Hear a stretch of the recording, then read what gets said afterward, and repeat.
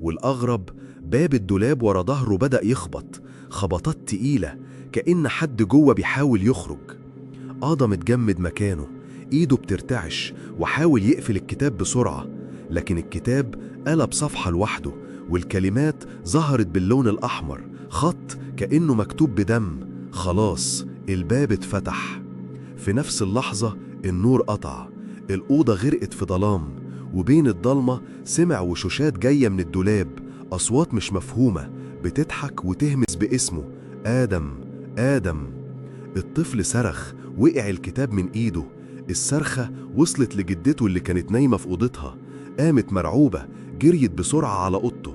لما فتحت الباب لقت الأوضة فاضية، السرير متكركب، الشبابيك مفتوحة، والهوا سخن كأنه خارج من فرن. مفيش أي أثر لآدم، اللي كان موجود بس ريحة حريقة، والكتاب الأسود واقع على الأرض مفتوح على صفحة جديدة مكتوب فيها: الطفل اتاخد والنار لسه جعانة.